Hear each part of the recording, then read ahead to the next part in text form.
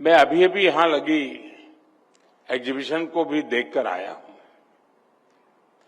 मुझे खुशी है कि इसमें सबसे अधिक फोकस न्यूट्रिशन पर है, ऑयल कंजम्पशन कम करने पर है और पैकेज प्रोडक्ट्स की हेल्थीनेस को बढ़ाने पर भी काफी जोर दिया गया है।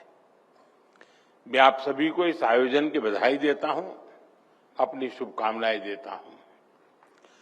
फ्रेंड्स, इस इन्वेस्टमेंट से पहले जहां वो इन्वेस्ट करने जा रहे हैं वहां की नेचुरल स्ट्रेंथ को देखता है।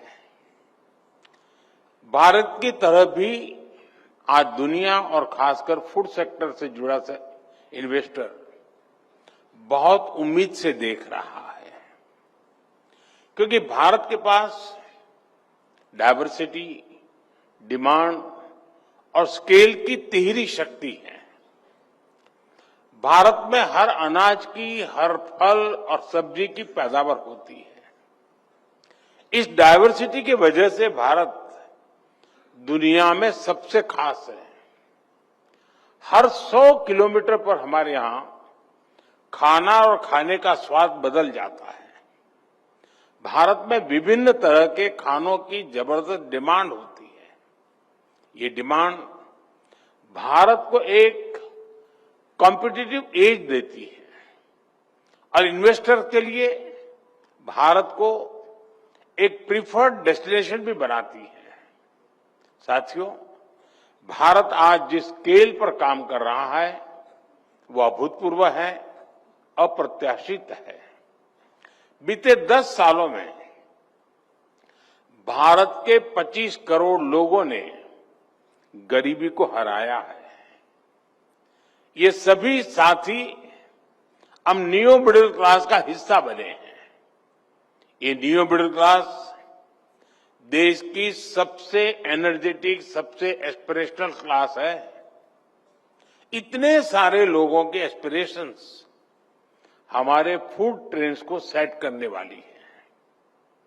ये वो एस्पायरिंग क्लास है जो हमारे डिमांड को बढ़ा रहा है। साथियों, आज देश का टैलेंटेड यूथ हर सेक्टर में कुछ अलग कर रहा है। हमारा फूड सेक्टर भी इससे पीछे नहीं है।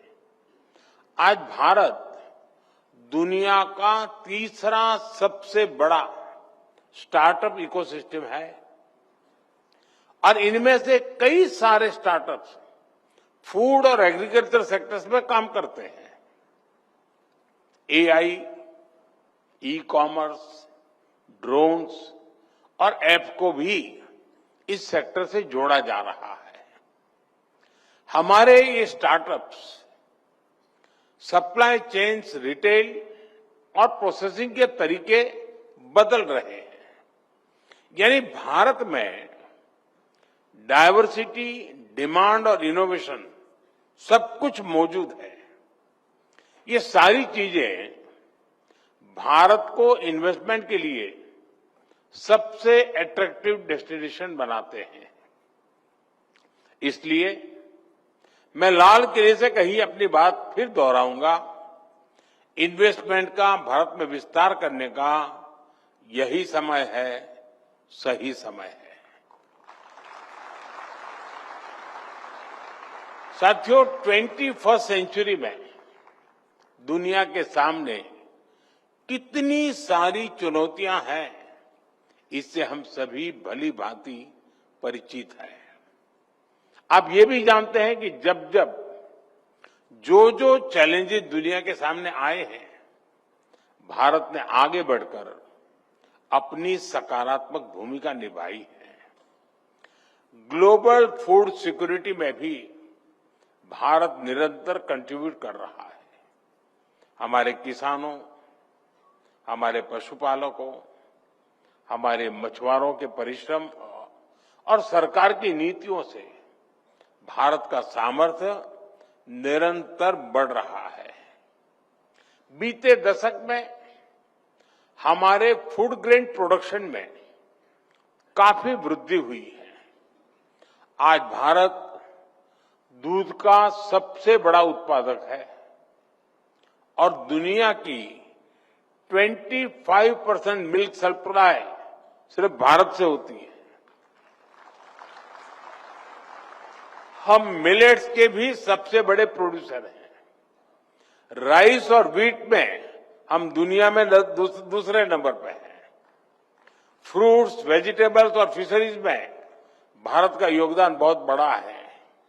इसलिए जब जब दुनिया में फसलों पर संकट आता है, सप्लाई चेन डिसरप्ट होती है, तो भारत मजबूती से अपना दायित्व निभाने के लिए सामने आता है।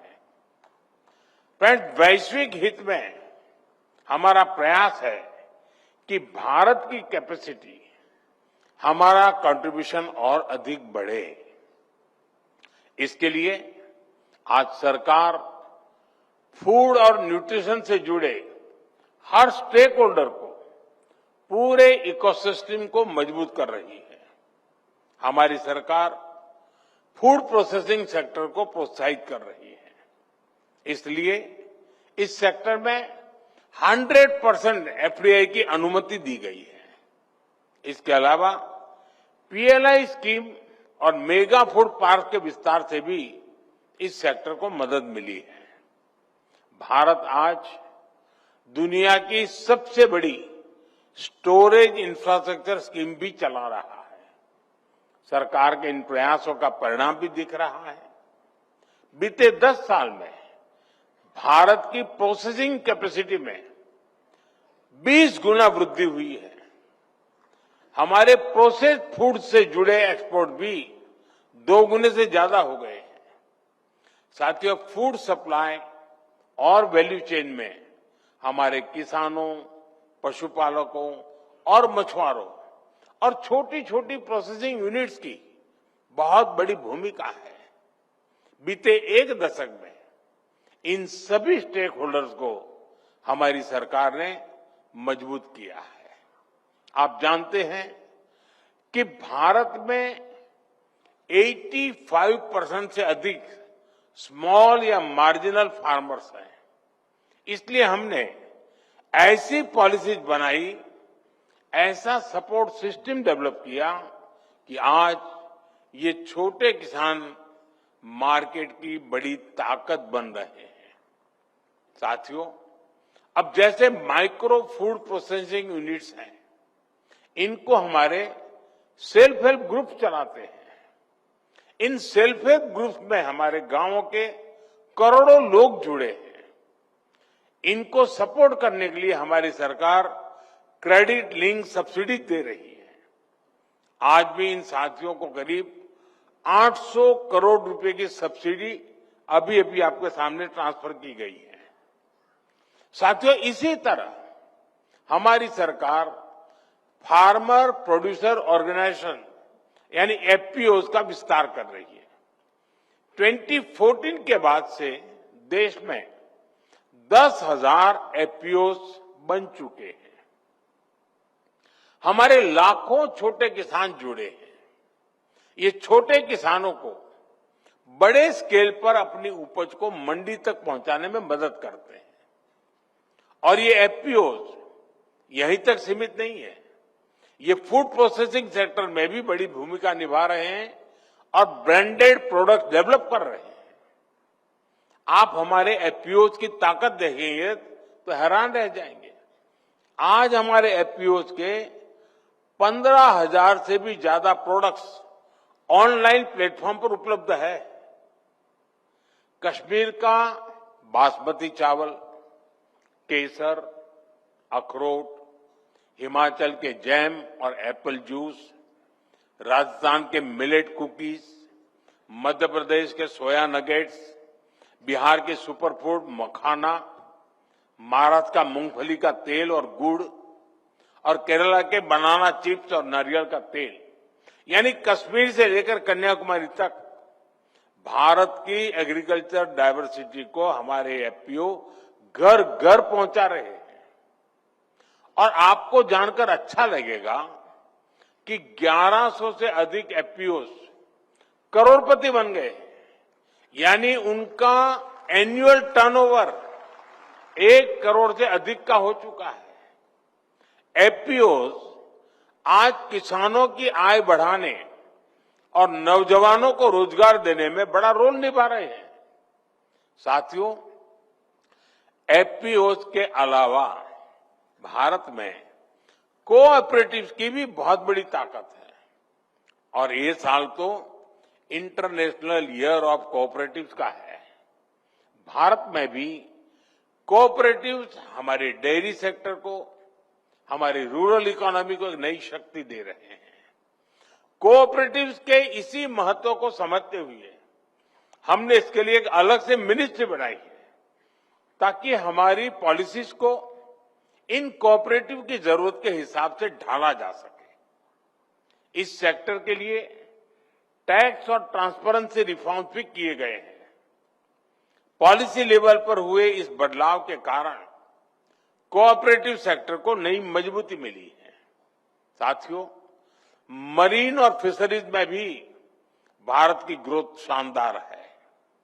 बीते दशक में फिशरीज सेक्टर से जुड़े इंफ्रास्ट्रक्चर का हमने विस्तार किया। हमने मछुआरों को फंडिंग सपोर्ट दी, डीप सी फिशिंग बोट के लिए मदद दी। इससे हमारा मरीन प्रोडक्शन और एक्सपोर्ट दोनों बढ़े हैं। आज ये सेक्टर करीब 3 करोड़ लोगों को रोजगार दे रहा है। हमारा प्रयास मरीन प्रोडक्ट्स की प्रोसेसिंग में भी विस्तार करने का है। इसके लिए modern processing plants, cold chain और स्मार्ट हार्बर के जैसे फैसिलिटीज पर निवेश किया जा रहा है। साथियों, फसलों को सुरक्षित रखने के लिए भी हम मॉडर्न टेक्नोलॉजी पर इन्वेस्ट कर रहे हैं। किसानों को फूड इरेडिकेशन की तकनीक से जोड़ा जा रहा है। इससे हमारे एग्रीकल्चर प्रोडक्ट्स की सेल्फ लाइफ बढ़ी है और फूड सिक्योरिटी मजबूत हुई है। इस काम से जुड़ी यूनिट्स को सरकार हर तरह से मदद दे रही है। साथियों, आज का भारत इनोवेशन और रिफॉर्म्स के नए पथ पर अग्रसर है। आजकल हमारे यहां नेक्स्ट जनरेशन जीएसटी रिफॉर्म्स की बहुत चर्चा है। किसानों के लिए ये रिफॉर्म कम लागत और ज्यादा लाभ का भरोसा लेकर आए हैं। बटर और घी पर अब सिर्फ 5% जीएसटी से उन्हें बहुत फायदा होगा। मिल्क कैन्स पर भी सिर्फ 5% ही टैक्स है। इससे किसानों और प्रोड्यूसर्स को और बेहतर दाम मिलेंगे।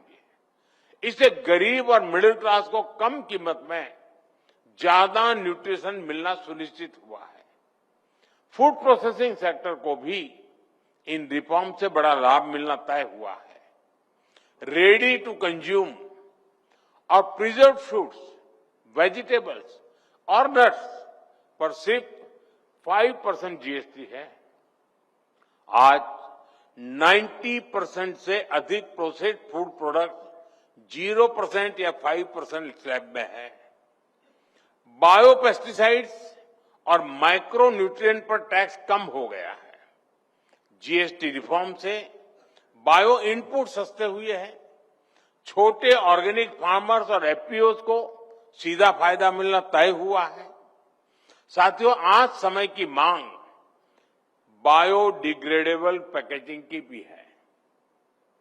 हमारे प्रोडक्ट फ्रेश रहें, बेहतर रहें, ये जरूरी है, लेकिन इसके साथ साथ नेचर के प्रति भी हमारी जिम्मेदारी है। इसलिए सरकार ने बायोडिग्रेडेबल पैकेजिंग पर जीएसटी को भी 18% से घटाकर 5% कर दिया है। मैं इंडस्ट्री के सभी साथियों से भी आग्रह से कहना चाहूंगा कि बायोडिग्रेडेबल पैकेजिंग से जुड़े इनोवेशन में इन्वेस्ट करना चाहिए और जल्दी से जल्दी हमारे सारे प्रोडक्ट को पैकेजिंग के लिए बायोडिग्रेडेबल की तरफ शिफ्ट कर देना चाहिए। साथियों, भारत ने खुले मन से अपने देश के दरवाजे दुनिया के लिए खोल रखे हैं। हम फूड चेन से जुड़े हर इन्वेस्टर्स के लिए ओपन है।